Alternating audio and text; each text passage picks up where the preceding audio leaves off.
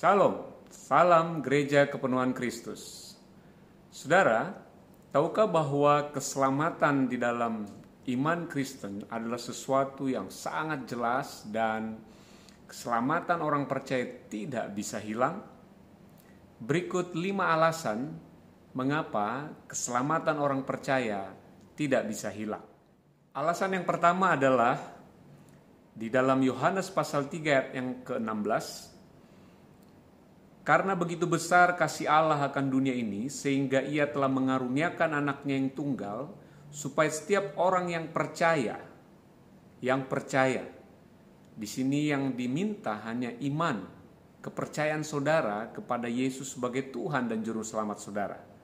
Dan ketika kita percaya, kita tidak binasa, melainkan beroleh hidup yang kekal. Tahukah saudara apa arti hidup yang kekal? Hidup yang kekal yang dimaksud di ayat ini adalah kehidupan yang bukan hanya tidak ada akhirnya, tidak ada ujungnya, tapi juga adalah kehidupan yang tidak pernah ada awalnya. Itulah arti kehidupan kekal.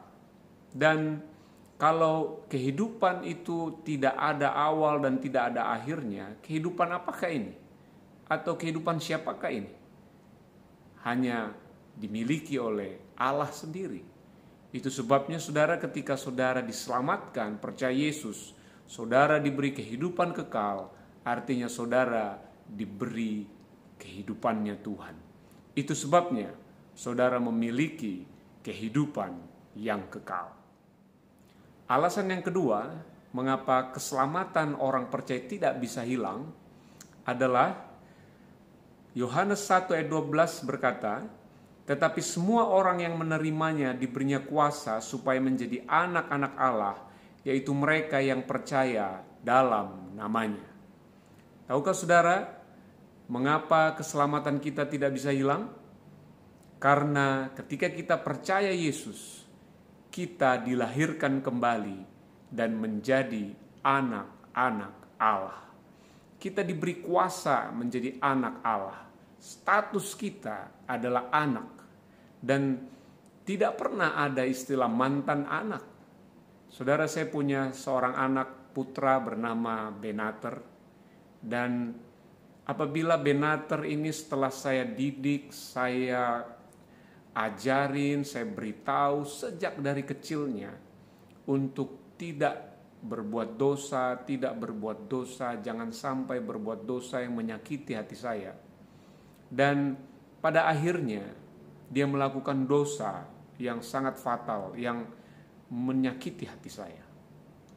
Pertanyaannya adalah, waktu dia melakukan dosa itu, dan akhirnya dia mati karena dia melakukan dosa itu, apakah Benater, anak saya ini, bukan lagi anak saya? Kalau saya ditanya sebagai papanya, saya pasti bilang, ya, itu anak saya. Walaupun dia melakukan hal yang menyakiti hati saya akan tetap berkata, dia anak saya. Kalaupun saya saking sakit hatinya, di hadapan semua orang saya bilang, Benater sudah bukan anak saya lagi. Karena dia telah menyakiti hati saya. Saya sudah didik dia dari kecil sampai besar, tapi ujung-ujungnya, endingnya dia menyakiti hati saya.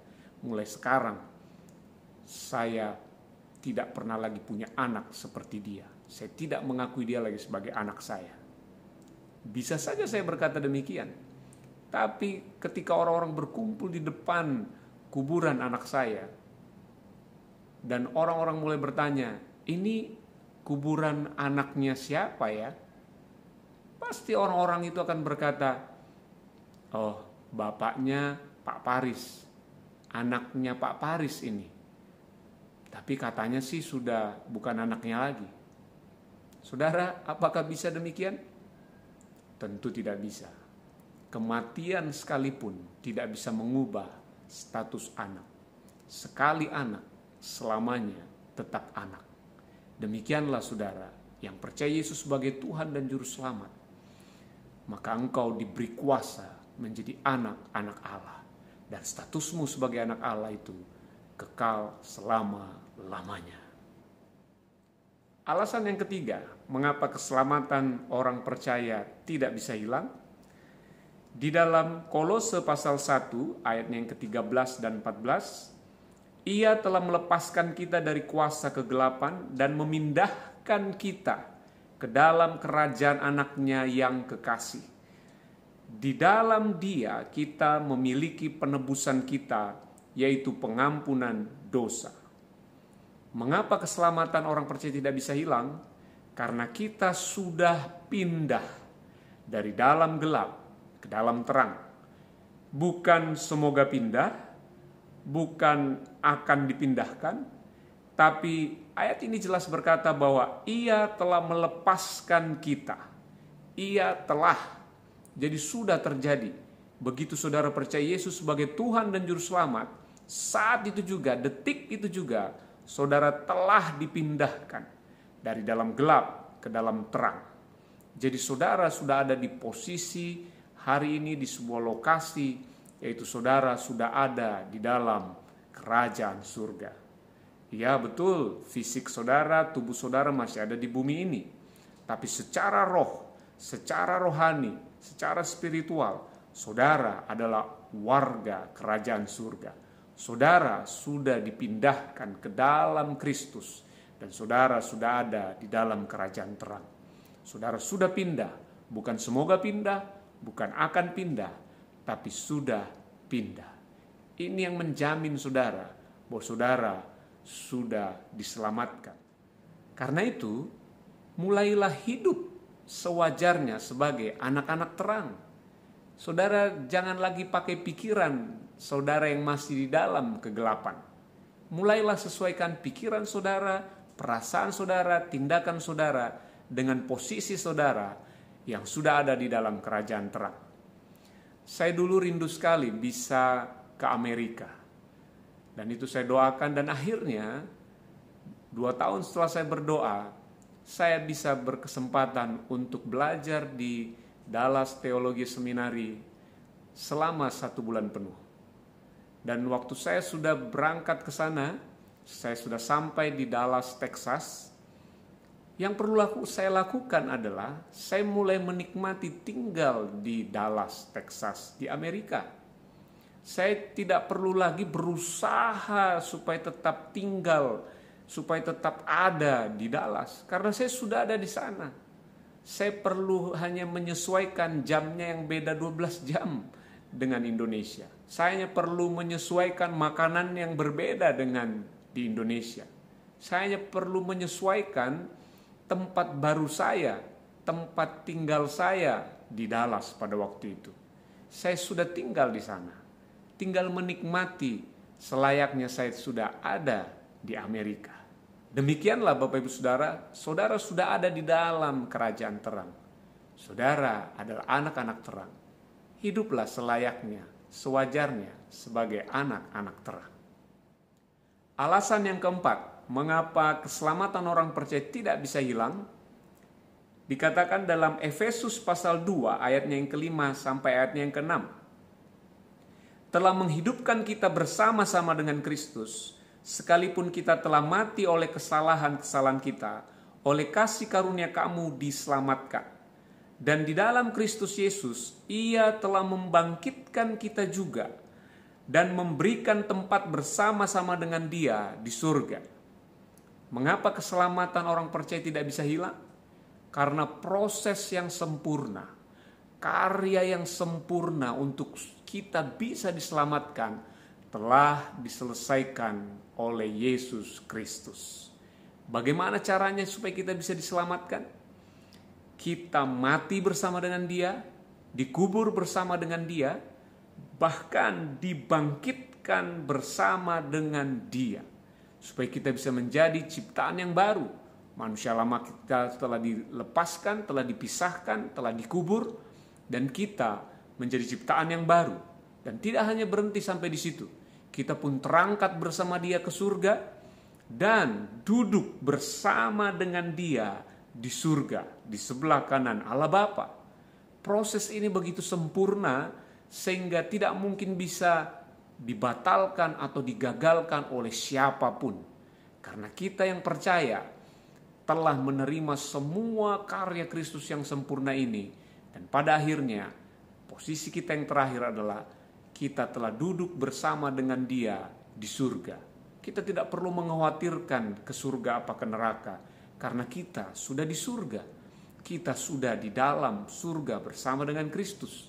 Kita hanya diutus ke dunia ini untuk menjadi garam dan terang, membawa berita Injil keselamatan bagi banyak orang. Dan di dalam Kolose pasalnya yang ketiga ayat yang pertama dikatakan, karena itu kalau kamu dibangkitkan bersama dengan Kristus, carilah perkara yang di atas, di mana Kristus ada, duduk di sebelah kanan Allah.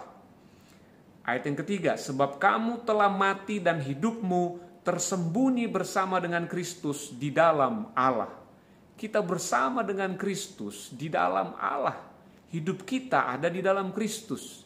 Tidak ada yang bisa menyentuh hidup kita, karena kita aman di dalam Kristus. Dan ayat yang keempat berkata, apabila Kristus yang adalah hidup kita.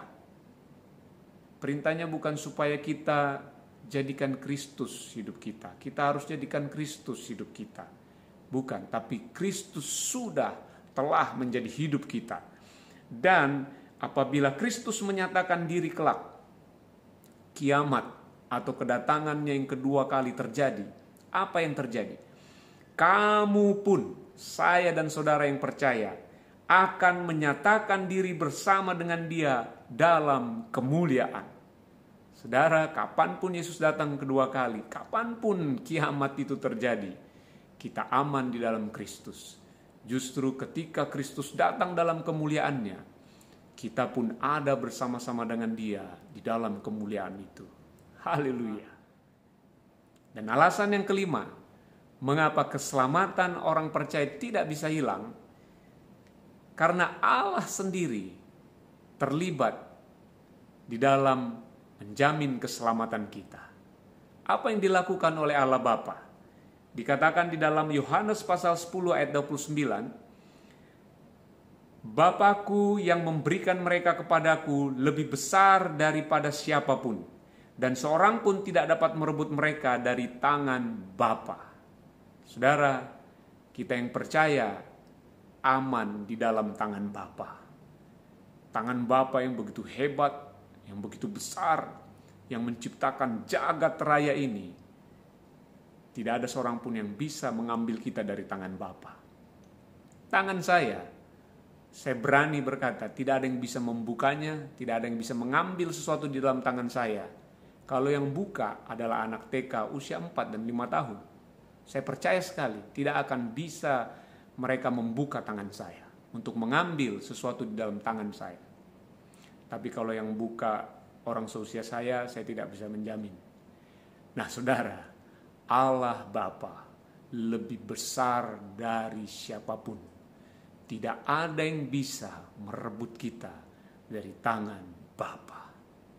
Lalu kemudian, apa yang dilakukan Roh Kudus untuk menjamin keselamatan kita?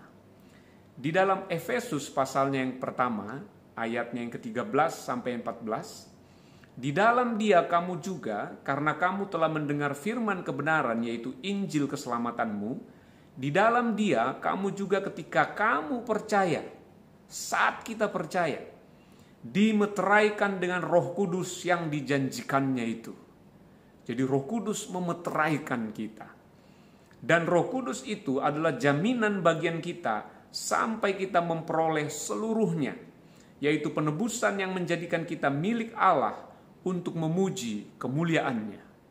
Saudara, Rasul Paulus menggunakan kata meterai untuk jemaat di Efesus karena jemaat di Efesus mengerti benar fungsi meterai di zaman penjajahan Roma pada waktu itu. Meterai waktu itu khususnya meterai dari kerajaan Roma, ketika sebuah surat dikirim atau sebuah barang dikirim ke daerah lain, lalu dimeteraikan oleh meterai dari kaisar, maka tidak ada yang boleh merusak meterai itu.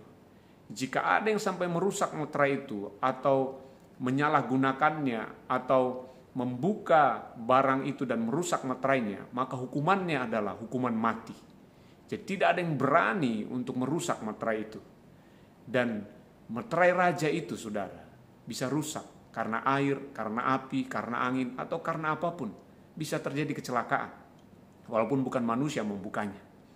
Tapi tahukah saudara, meterai Roh Kudus tidak ada yang bisa merusaknya. Meterai Roh Kudus bahwa kita telah menjadi milik kerajaan Allah, tidak ada yang bisa menyentuhnya. Itu sebabnya iblis, setan tidak bisa menyentuh kita. Dia hanya bisa melihat kita, mengganggu kita, menggoda kita, tapi tidak bisa menyentuh kita, karena kita adalah milik kerajaan surga. Kita milik kerajaan terang. Kita aman di dalam Roh Kudus yang memeteraikan kita. Lalu apa yang Tuhan Yesus lakukan bagi kita? Dikatakan dalam Yohanes 10 ayat yang ke-11, "Akulah gembala yang baik. Gembala yang baik memberikan nyawanya bagi domba-dombanya." Saudara, mengapa keselamatan kita tidak bisa hilang? Karena kita disebut domba-dombanya Allah. Dan siapa gembala agung kita yang menjaga kita sebagai dombanya? Yesus Kristus. Tahukah dia gembala agung yang sangat bisa kita percaya dan bisa kita andalkan. Mengapa? Karena dia berkata, dia menjaga kita dengan nyawanya. Siapa yang berani merebut kita dari gembala agung kita yang begitu luar biasa? Dan dikatakan dalam Lukas 15 ayat yang keempat, "Siapakah di antara kamu yang mempunyai 100 ekor domba, dan jikalau ia kehilangan seekor di antaranya, tidak meninggalkan yang 99 ekor di padang gurun dan pergi mencari yang sesat itu sampai ia menemukannya?" Saudara, waktu saudara mengerti kebenaran ini, saudara aman, karena saudara tidak akan pernah tersesat. Sekalipun saudara mungkin terhilang, mungkin bodoh, karena ada domba yang kadang-kadang bodoh dan terhilang dari kawanan domba yang lain, Sang Gembala Agung kita tidak akan pernah meninggalkan saudara. Saudara pasti akan dicarinya, diangkatnya, dipikulnya, dan dibawanya kembali ke dalam kerajaan Allah. Saudara aman sepenuhnya di dalam Kristus. Haleluya. Tuhan Yesus memberkati.